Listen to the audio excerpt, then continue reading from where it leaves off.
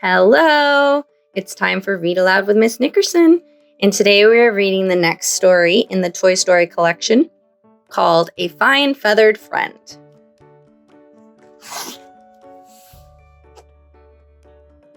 Woody the cowboy was watching TV one morning while Andy was at school. His favorite show, Woody's Roundup, was on. He liked to watch it himself, his horse, Bullseye, Jessie the cowgirl, and the old prospector rustle up some adventure in the Old West.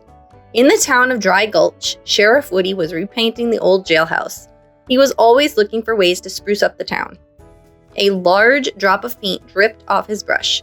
"Look out, Bullseye!" Woody called to his horse. Splat! Bullseye looked up just as the paint landed on his forehead. He whinnied. "Sorry, fella," Woody said as he climbed down from the ladder. He pulled out his handkerchief and wiped off the paint. Bullseye whinnied again and stomped the ground. "Not today, partner," Woody said. "I've got to finish painting and then I'm helping Miss Tilly with her errands." Bullseye snorted. Most mornings, he and Woody worked together. They rode out to Rattlesnake Ridge to round up cattle rustlers, or they would patrol the town watching for bandits. But lately, it seemed like Woody was too busy to work with a partner. Bullseye decided to go find Jessie. She always had time for fun. He heard Jessie's yodeling, yodelay-oo, as he trotted over. She was feeding peanuts to a squirrel. "Howdy, Bullseye," she said. Bullseye walked over to Jessie. He bent his front legs so she could climb on his back. "Oh, sorry, Bullseye," she said. "I promised to help this little guy gather some nuts for his friends. Some other time, fella." Bullseye started walking back to town. He caught up to the prospector, who was pushing a brand new wheelbarrow. Bullseye whinnied. "Hee-hee! Hello there, Bullseye," the prospector said, chuckling. Bullseye stopped and stomped his hoof on the ground. The prospector usually asked Bullseye to bring his gold mining pans down to the river. Bullseye hoped he would give him a load to carry. But the prospector kept walking along. "I'm gonna find me enough gold to fill this here wheelbarrow," he said. Bullseye sadly lowered his head to munch some grass. He felt very lonely. Suddenly, he saw something sitting among the weeds. It was a brown speckled egg. Bullseye looked around for a mother hen, but there wasn't anyone in sight. He found an old basket by the side of the road and nudged the egg inside it. Holding the handle between his teeth, he walked very slowly back to town. "What a cute little hen's egg," Jessie said when Bullseye passed by her. Bullseye swished his tail happily and trotted into the barn. Jessie followed him. Bullseye put down the basket and grabbed a mouthful of hay for the nest. "It's hard work to help an egg hatch," Jessie said. "You'll have to keep it warm and watch out for snakes and raccoons. Then, when the chick hatches, you'll have to care for it like it's real mom. Do you think you can do it?"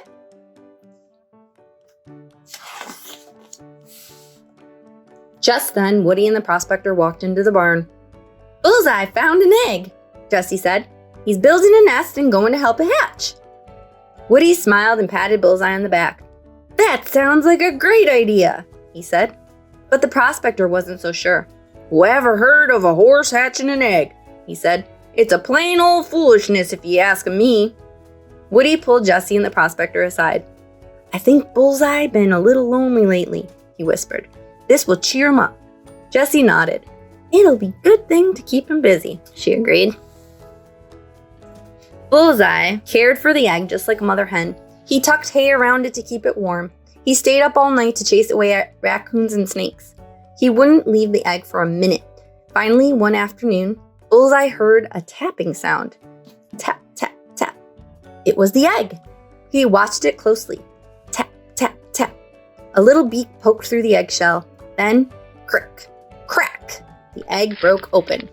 A tiny yellow chick with spots on its back stood where the speckled egg once sat. Bullseye whinnied so loudly that Woody jumped out of his sheriff's chair. The prospector was so startled, he fell into the stream while panning for gold. Jessie missed the cow she was trying to rope and lassoed the mailman instead. They all rushed to the barn. "He's a handsome little fella," Jessie said when she saw the chick in the nest. "Oh, horse feathers!" the prospector said. Who ever heard of a horse hatching an egg? Woody laughed. Wait a minute. Horse feathers? That's a great name. Bullseye whinnied. The chick looked up at the horse, then he opened his beak and said, "Nee!" Everywhere Bullseye went, horse feathers followed. He perched proudly on top of Bullseye's head as they walked around town.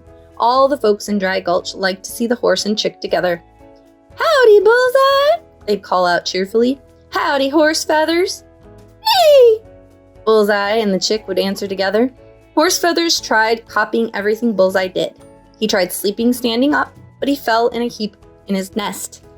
He ate hay just like the horse, even though it didn't taste very good to him. He learned how to trot and gallop, just like a horse.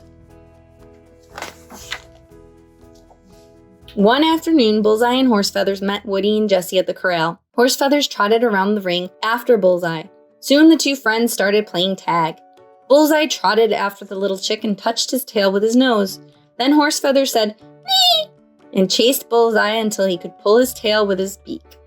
The prospector arrived just in time to see Horse Feathers bucking like a bronco. "Yee-haw!" he cried.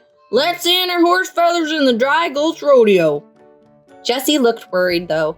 "Horse Feathers should be learning how to be a chicken, not a horse," she said quietly to Woody. Woody rubbed his chin. Maybe it's time to find out if Horse Feathers has a mom nearby. Jessie watched the two friends whinny and chase each other. Then she nodded slowly. "Maybe we should look for a mom," she said sadly, "but I haven't got the heart to do it." Early the next morning, Horse Feathers hopped onto Bullseye's head. "Nee!" he chirped. Bullseye opened his eyes. It was still dark outside, but the little chick was waking up earlier and hungrier each day. Bullseye grunted, then he got up and led Horse Feathers outside to find some breakfast. While Bullseye chased a little green worm, Horse Feathers wandered off, pecking the dirt. A dark shadow flew over him, then circled back. When Horse Feathers looked up, he saw a hawk swooping down toward him. Horse Feathers tried to gallop away, but the hawk was gaining on him. Suddenly, the little chick heard the sound of thundering hooves. "Hey!" Bullseye whinnied as he raced between the hawk and the chick. He reared and whinnied as the hawk flew off screeching. Jessie and Woody ran over, having heard all the noise. Jessie scooped the little chick up in her arms. "That was close," she said to Bullseye. "You shouldn't leave Horse Feathers alone out here."